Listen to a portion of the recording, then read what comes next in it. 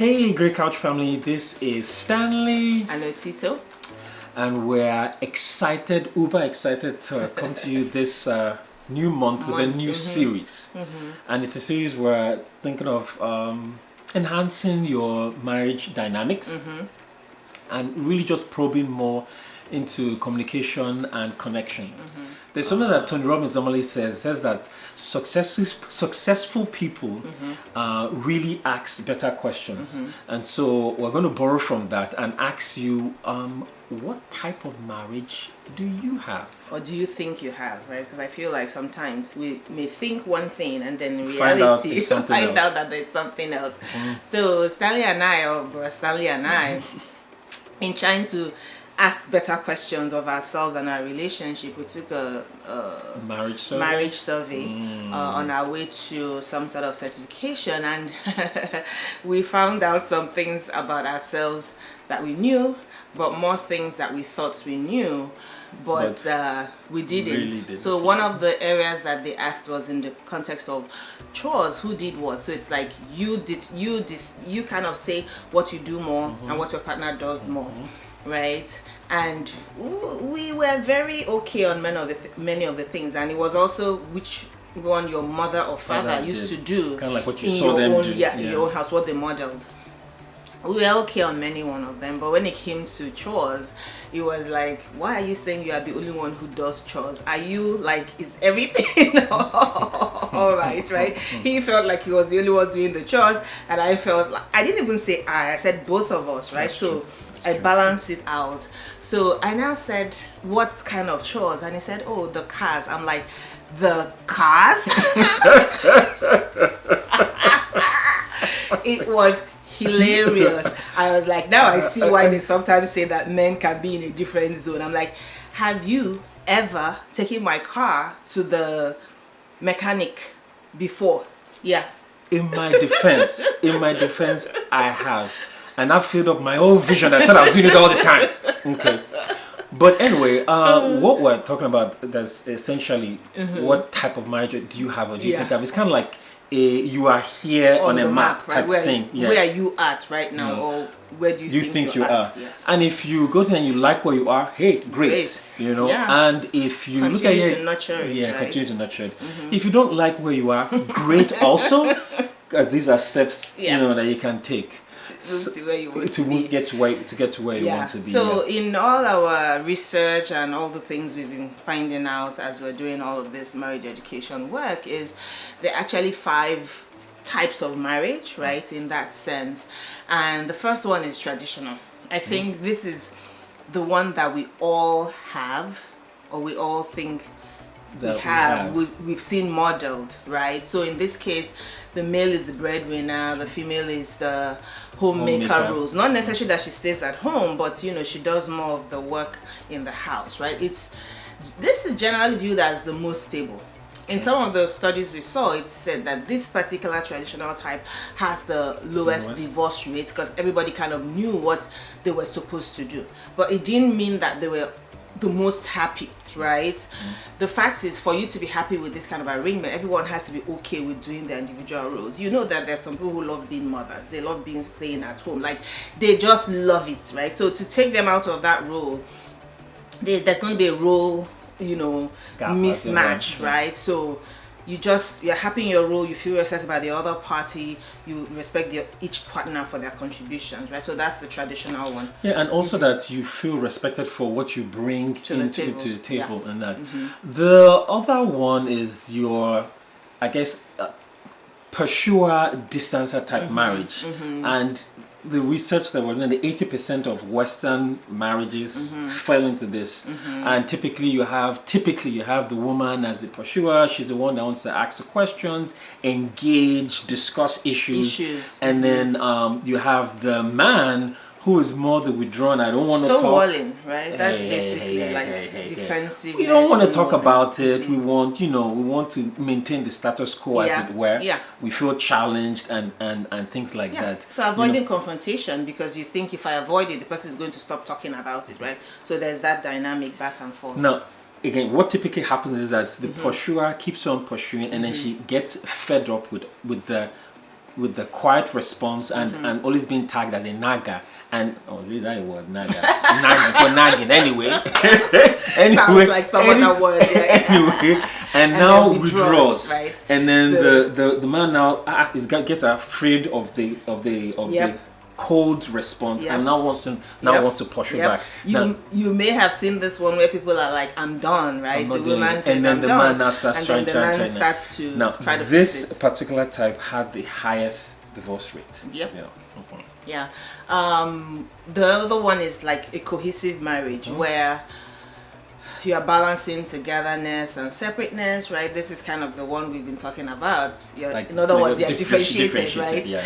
Or you're walking towards it. So everybody's kind of, their self-esteem or their sense of self, right, is very stable. They know who they are. They know who their partner is. They're not trying to take over, right? So this is one of the ones that you call like a pair marriage, right? Pair to pair or equal, or you've heard us use the word egalitarian, right? There's a sense of intimacy, shared responsibilities.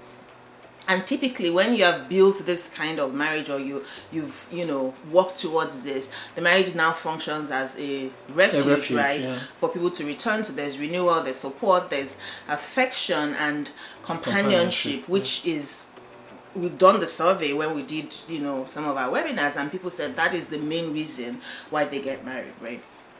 And just for a quick example, when I started, I think I had the mindset of traditional and then moved that, I wanted more the cohesive, you know. But anyway, another type of marriage is the individualistic. You have two self-sufficient individuals. They either fear intimacy or they really don't need it, for to achieve their own sense of well-being. And you can think of it as two single people just living together, in other words. And what normally happens with this though is that afterward you're not wondering, is this all there is to this marriage? Yes, out of marriage by themselves. This is one of those better have your money, right? Like you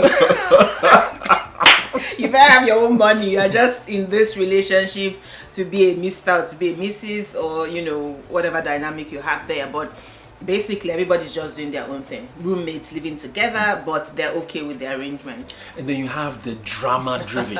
These ones you have fluctuating between high and low. The couples are emotionally volatile, always quarreling and then making up with sex, right? Now, the study did say that they experience the greatest level of sexual satisfaction. That's what the study said.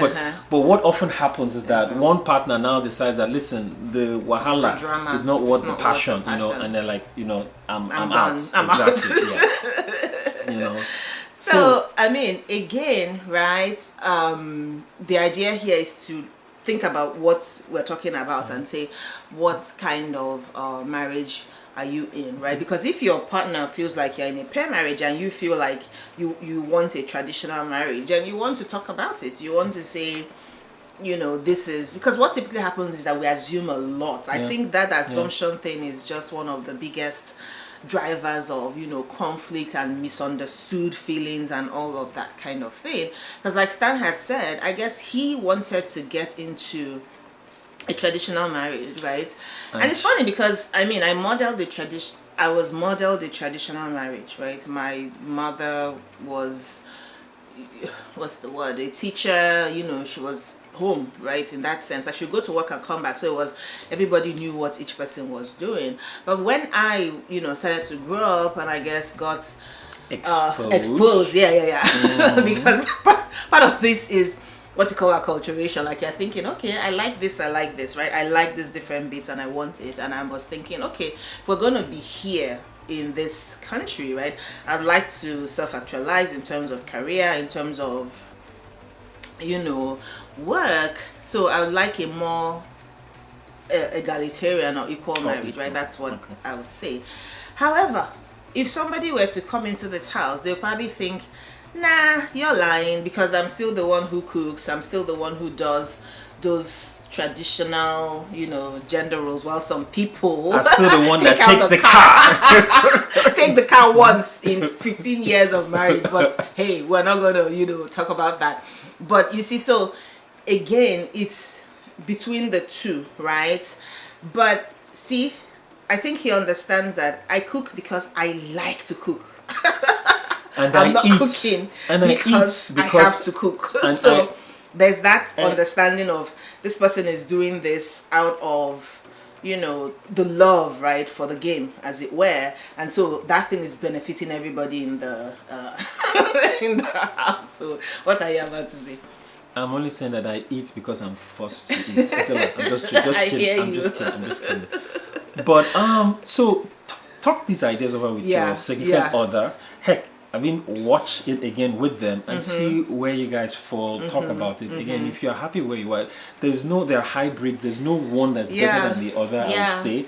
And just the studies that say, okay, this might be more stable, less happy, more divorce, more culture, and see if you're happy where you are, fine. Yeah, you know, and then we'll still talk more about this because culture plays a huge role, right? You heard me say I got, you know, exposed to certain things, but we talked about it. I didn't just enter saying, hey, you know, this is going to change. But again, I'm saying we talked about it, but I don't think it's registered, right? Very much. I mean, until, you know, we start saying, what's going on? So what they say is that all growth starts with honesty. So you want to be honest with yourself, where you are, and if you're not your life, what is it? I think what I'm going to say here is, you know, sometimes you look at people who are having a traditional marriage and they're very happy with it, and you think, you know, always that looking over.